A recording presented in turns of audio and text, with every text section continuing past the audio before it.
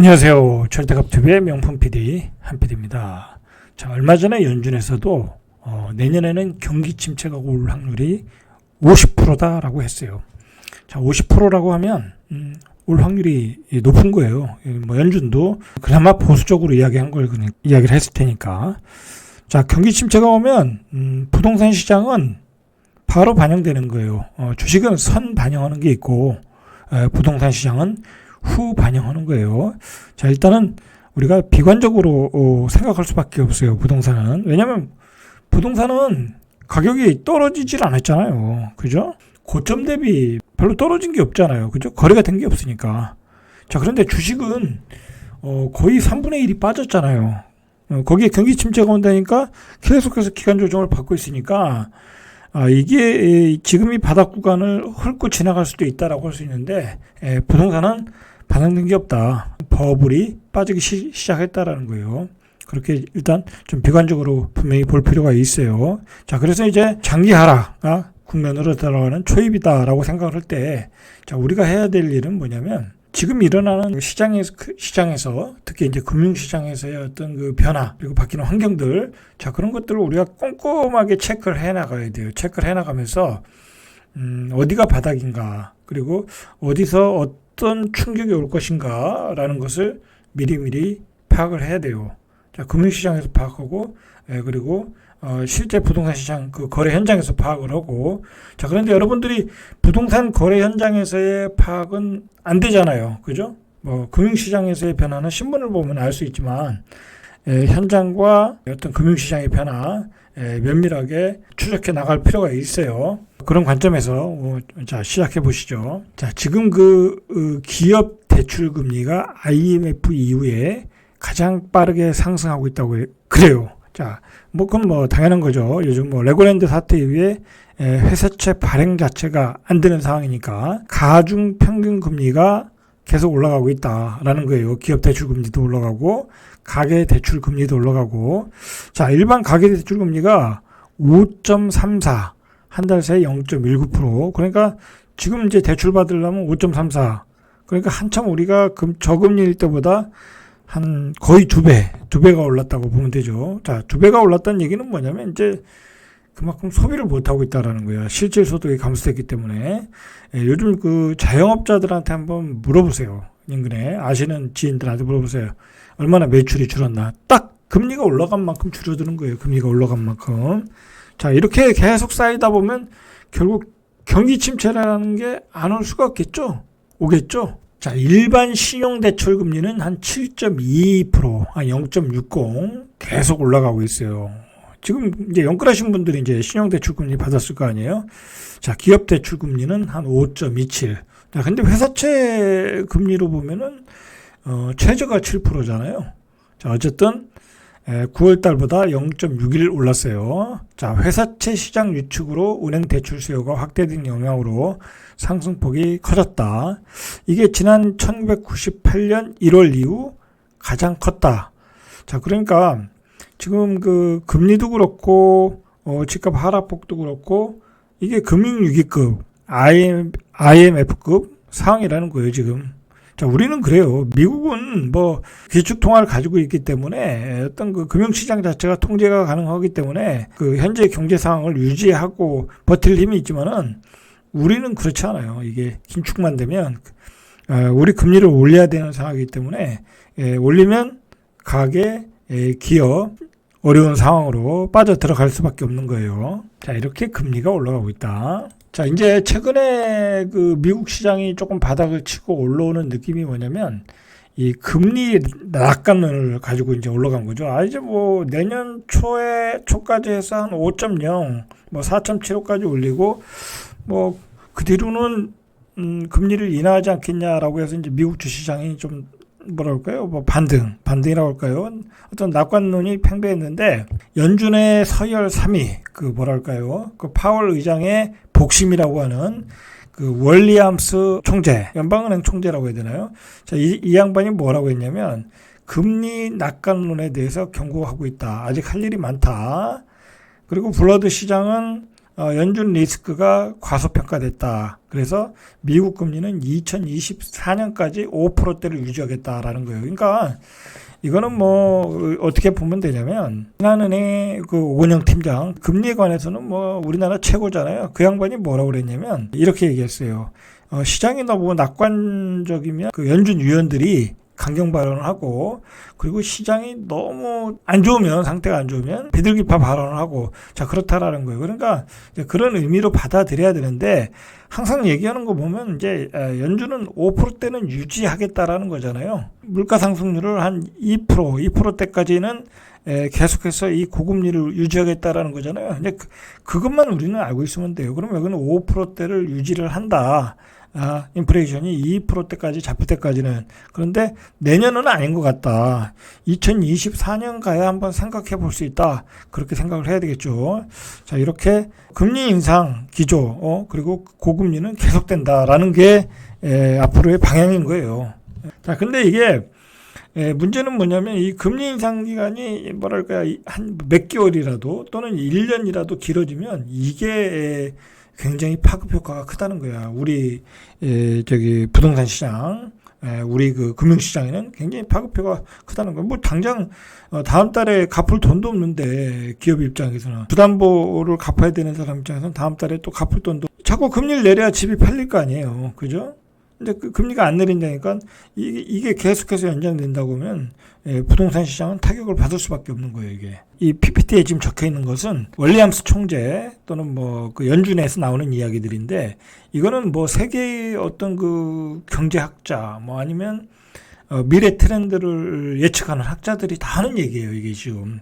그러니까 우리가 이 얘기들을 잘 알고 있어야 돼요. 이게 굉장히 중요한 얘기거든요. 이게 무슨 얘기냐면 고령화 시대로 가잖아요, 우리가. 그죠? 고령화 시대가 되면 뭐 대한민국의 입장에서도 봐도 생산 인구가 줄어드는 거야. 20대, 30대가 줄어들고 있잖아요. 뭐 우리 때는 한 뭐 80만, 100만 그렇게 났잖아요. 그런데 지금은 한 30만밖에 안 났잖아요. 그러니까 생산 인구가 줄어들고 고령 인구는 높아지다 보니까 그 생산 인구의 임금이 올라가는 거야. 자, 그래서 이게 나온 얘기가, 연준에서 이게 나온 얘기예요. 장기적인 노동력 공급의 변화. 그러니까 고령화로 인해서 노동력 공급의 변화로 인해서 임금이 올라간다는 거야. 그러니까 이제 인플레이션 기조로 간다라는 거야.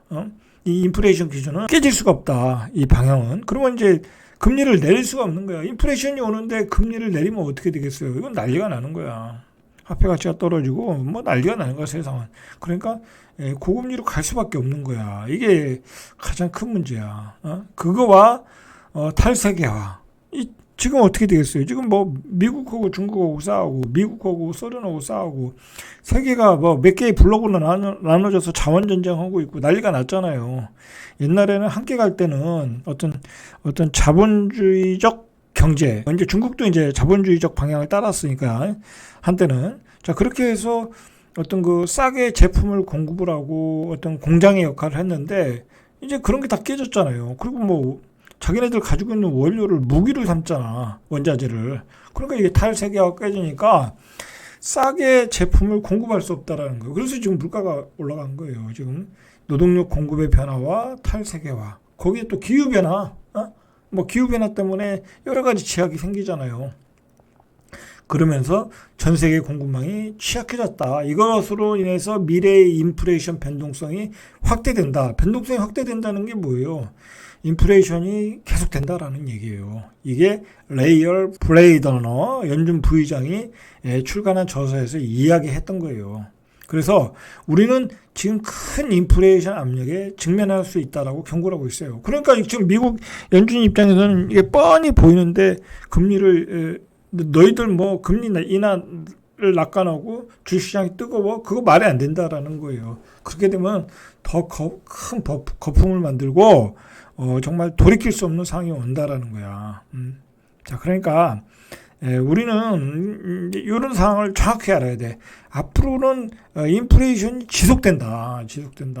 자, 그게 고령화 시대와 탈세계화, 기후변화, 그리고 깨진 세계 공급망, 그리고 자원 전쟁, 자본주의와 사회주의의 어떤 갈등, 패권 전쟁 그런 걸로 인해서 이제 인플레이션이 고차가 될 수밖에 없다. 그렇다면 고금리로 갈 수밖에 없다라는 거예요. 자, 이거 이렇게 방향이 잡히면은 어떻게 되겠어요? 그러면 대출을 줄여야죠. 고금리라는데 계속 이자만 내겠어요? 못 낸단 말이야.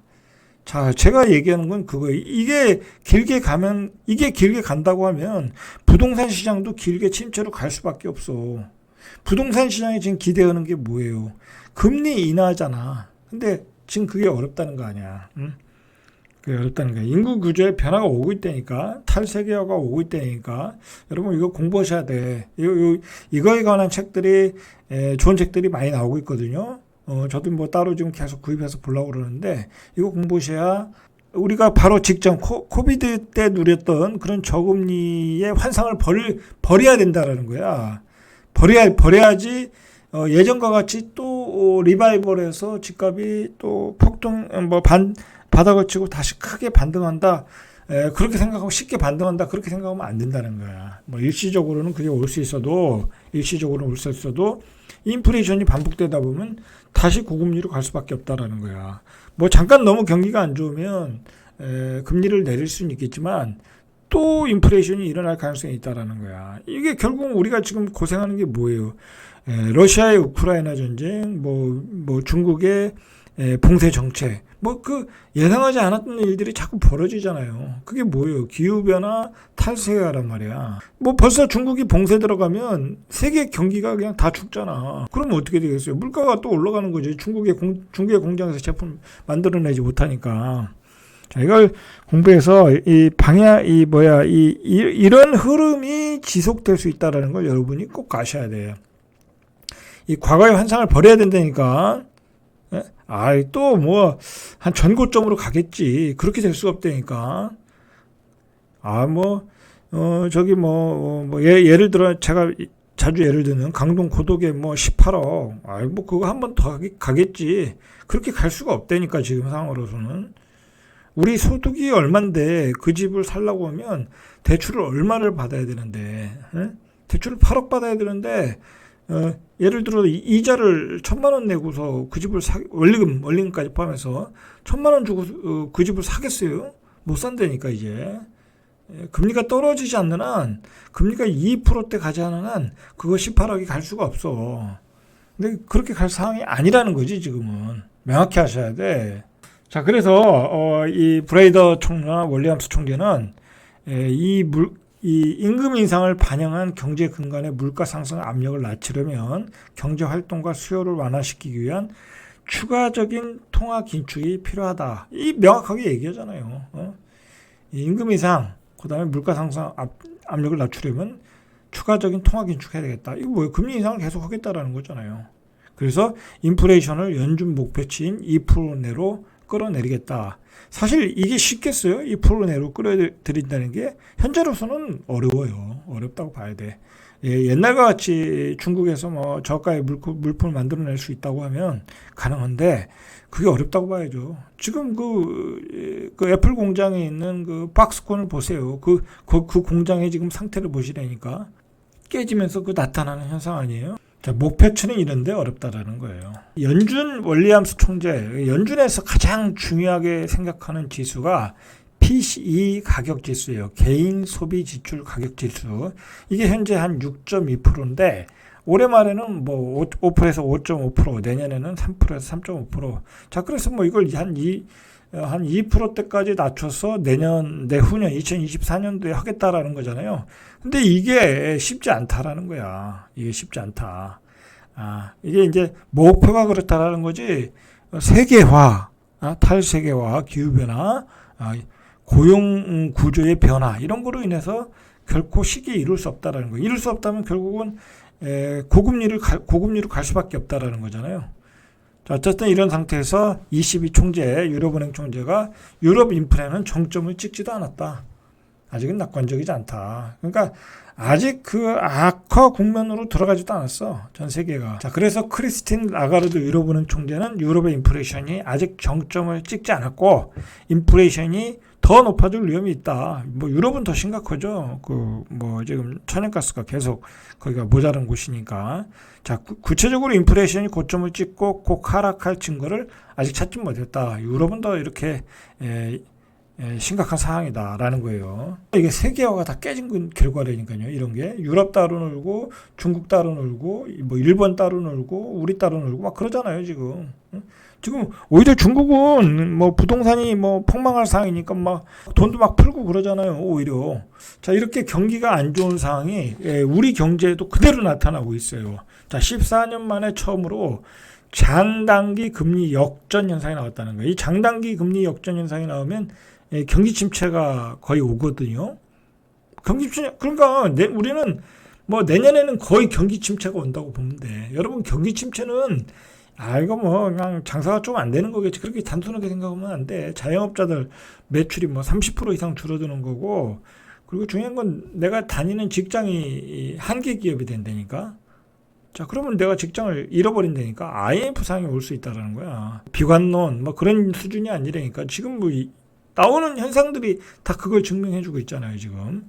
자, 전날에 국고채 3년물 금리가 3.669 하루 전보다 0.02포인트 올랐다라는 거예요. 그런데 반면에 10년물 금리는 하루 전보다 0.017포인트 낮아지면 3.606. 지금 10년채 국고채 금리가 더 싸죠. 원래 10년채가 더 비싸야죠. 더 기간이 길면 길수록 금리가 비싼 거예요. 짧으면 짧을수록 장기금리보다 단기금리가 싸야 되는 거고. 근데 이게 지금 바뀌어버렸다는 거야. 왜냐면 장기로 가는 게 더 불안하다는 거야. 장기 경기 전망이 더 어둡다라는 거야. 자, 그래서 장단기 금리가 역전이 되면 침체 시그널이다. 자, 그게 한국 경제에 떨어졌다라는 거예요. 떨어졌다. 자, 이런 시그널이 보일 때는 신용 경색이 우려가 된다는 거야. 왜 그러냐면 이게 보통 그 금융기관, 은행들은 단기로 자금을 빌려서 장기로 돈을 빌려주잖아요. 그러니까 단기로 내가 은행채를 발행을 해가지고 은행에서 기업들에게 장기로 빌려주고 그 다음에 장기로 가계대출, 주담보대출 빌려주잖아요. 그렇게 되면 어떻게 되겠어요? 은행들이 역마진이 생기게 되는 거야. 마진이 줄어들거나. 그렇게 하면 어떻게 했어요? 은행이 신용경색이 일어나는 거지. 그죠? 금융위기가 오는 거예요, 이게. 그래서 금융위기가 오는 거예요. 이렇게 되면 안 된다는 거야. 금융시장의 시스템이 깨지게 되는 거야. 자, 이런 상황에서 보고서가 나왔냐면 대한건설정책연구원에서 2022년 주택시장이 침체기에 진입했다라는 얘기예요. 뭐 다른 얘기고. 자, 높은 주택 가격이 구매 의사를 위축시켰고 집값이 너무 비싸서 살 수가 없다는 얘기고, 금리 상승과 상한 부담으로 기존 주택 수의 구매력이 급감했다. 이건 당연한 얘기고, 우리가 아는 얘기고. 자, 윤석열 정부가 규제 완화를 추진했으나 세제 개편, 세제 개편은 거의 못했잖아요. 그러니까 이제 보유하기도 어렵다라는 거예요. 취득세 완화 그런 것들이 안 나왔잖아요. 그래서 수요가 위축됐고 결과적으로 거래 절벽, 가격 급락을 불러왔다. 자, 그게 이제 침체라는 거예요. 여기까지는 다 우리가 아는 얘기예요. 자, 그래서 이 연구원에서 한 얘기는 보통 이제 학자들이 앞으로 그 부동산 전망을 할 때 U자형이다, L자형이다라는 얘기 전망을 해요. 저번에 한번 그 어디서 연구를 했을 때 예를 들어서 U자형이 한 7, L자형이 한 3 정도였는데 이 연구소에서는 지금 L자형을 얘기하는 거야. 근데 인플레이션이 장기 고착화되고 금리가 계속 고금리를 유지한다고 하면 L자형으로 갈 수밖에 없죠. 그럼 결국 금리에 달리는 거예요. 근데 우리가 앞에서 봤잖아요. 고금리가 2024년까지 갈 것이다. 2024년도에 그게 해결되면 PC나 CPI가 낮아지면 상관없지만 지금 낮아질 기미는 잘 안 보이잖아요. 그렇게 되면 계속해서 L자형으로 갈 수밖에 없다라는 거야. 자, 그래서 주택 가격은 전체적으로 하방 압력이 커질 것이고 수도권 아파트 매매 및 전세 가격은 3에서 4% 하락할 것이다. 그래서 향후 주택 가격은 2024년을 전후로 저점을 띄며 가격 변동 역시 상당 기간 L자형으로 간다라는 거예요. 그러니까 2024년도까지 계속 떨어지고 나서 그 바닥에서 그 가격대로 계속 간다라는 거야. 그럼 이런 A자형으로 간다고 하면 우리가 어떻게 대처하는 게 좋겠어요? 대출이 많은 사람은 빨리 파는 게 낫지. 가격이 안 오른대잖아, 장기가. 그렇잖아요. 그러면 가격이 떨어진 상태에서 계속 바닥을 기고 있어. 그럼 계속 금리만 내고 있는 거야. 그럼 차라리 전세 사는 게 낫죠. 이렇게 이 말이 맞다고 하면. 자, 오늘 나온 또 자료 중에 뭐가 있냐면 지금 주택 가격이 얼마나 버블이 꼈나를 나타내는 그 지수가 하나 나왔어요. 자, 수억씩 내린 집값에도 중산층이 살 수 있는 서울 아파트는 100채 중에 2.5채라는 거야. 2.5채밖에 안 된다는 거야. 100채 중에 중산층이 살 수 있는 아파트는 2.5채밖에 안 된다는 거야. 가격으로 볼 때, 자, 29일 국민은행 자료에 따르면 올해 3분기 서울의 KB 주택 구입 잠재력 지수, 이게 2.5라는 거야. 전분기가 2.8, 한 0.3포인트 떨어졌고 3개월 만에 지수가 하락 전환했다. 관련 통계 작성 이래 최저치. 자, 이 주택 구입 잠재력 지수라는 게 뭐냐면, 이 지수는 중위소득 가구가 예금은행 가중평균 주택담보대출금리에 주택담보대출금리로 집값의 70%를 빌려가지고 20년 만기 원리금 상환 방식으로 월 소득의 33%를 대출 상환에 쓴다고 가정할 때 구입 가능한 이 지역 내 아파트 재고량이야. 응? 자, 그러니까 내가 70% 정도 담보대출을 받고 월 소득의 33%를 지불해서 살 수 있는 아파트의 재고량이다.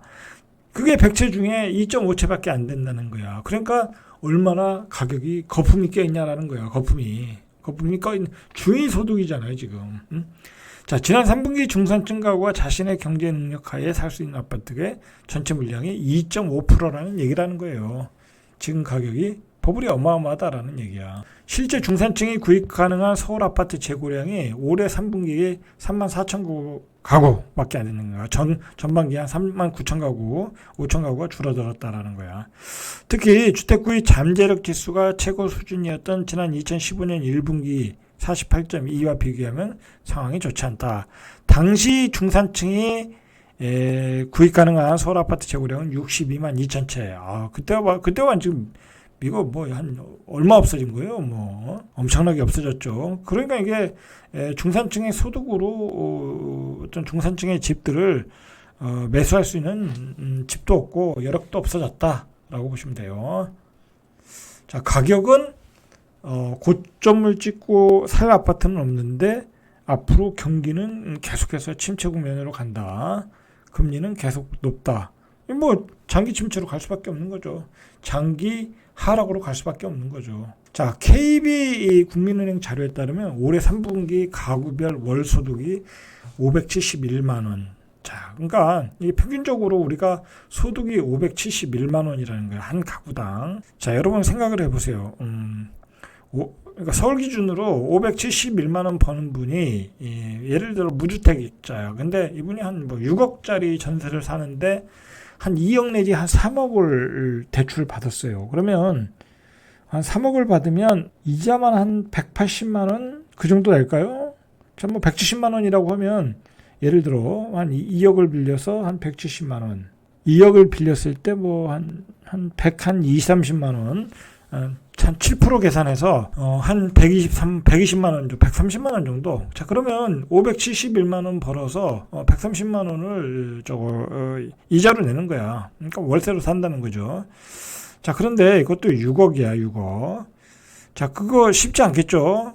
쉽지 않겠죠. 뭐 그나마 2억을 빌린 거지 또 3억을 빌릴 수도 있는 거니까. 자, 그렇기 때문에 지금 금리 인상은 전세 시장에도 매매 시장에도 영향을 끼치고 있는 거예요. 2023년은 최근 한국은행은 내년 성장률 전망치를 기존 2.1%에서 1.7%. 그러니까 완전히 내년에는 1%대 경제 성장률이야. 그냥 성장이 없는 거야. 정부도 그렇게 예측하고 있어요. 한국개발연구원 KDI도 기존 2.3%에서 1.8. 정부도 내달 내놓을 내년 경제정책 방향에서 성장률 전망을 1%대. 그러니까 내년은 완전히 경기 침체의 고금리야. 상당히 어렵겠죠. 이제 어려운 거예요. 그리고 그런데다가 우리 채권시장, 금융시장은 굉장히 불안해. 자, 그러면 가계는 어떻게 되겠어요? 가게는 굉장히 힘들겠죠. 우리는 또 자영업자가 많잖아. 자영업자들 부도나는 사람들 많을 것이고 한계 기업들 많이 속출할 것이다라는 거예요. 자, 이런 전망을 가지고 내년 부동산 전망을 생각해야 되겠죠. 자, 그래서 금리는 폭등하고 경기 침체는 올 것이고 한계 기업은 속출한다. 악재가 이제 드러나겠죠. 요즘은 여러분 악재가 드러날 때가 바닥인 거야. 그러니까 아직은 바닥이 아니라는 거야. 카페 같은 데에서 이제 그런 글들이 오르더라고요. 무지성 상승론자들. 그 상승론을 주장했던 사람들을 무지성, 지성이 없는 상승론자들이라는 거야. 무조건 오른다니까. 뭐 도대체 지금 떨어지는데도 조정받으니까 계속 사라고 그러잖아요. 이제 지금 봤잖아요. 이게 살상인가? 저는 살상이 아니잖아요. 그죠? 저는 그냥 그 시중에 나와 있는 얘기를 잘 정리해서 여러분들한테 이야기를 해드리는 거잖아요. 보세요. 제가 뭐 틀린 얘기 한 게 있나? 뭐 제가 과장된 얘기 한 것도 아니잖아요. 그죠?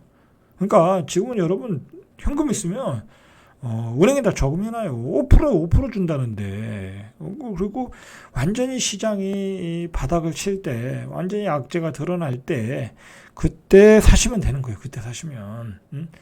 뭐 어디에서 뭐 거래되더라. 그런 거 솔깃할 필요도 없어. 그냥 가지고 있으면 기회는 오니까 그때를 기다리시면 돼. 지금 우리 경제는 굉장히 그런 면에서는 취약해요. 지금 굉장히 취약한 상태에서 아주 우리가 경험하지 못한 그 어떤 경제 상황, 금융 상황으로 좀 가고 있는 거예요. 자, 오늘은 여기까지 이상 절대값 TV의 명품 PD 한 PD였습니다.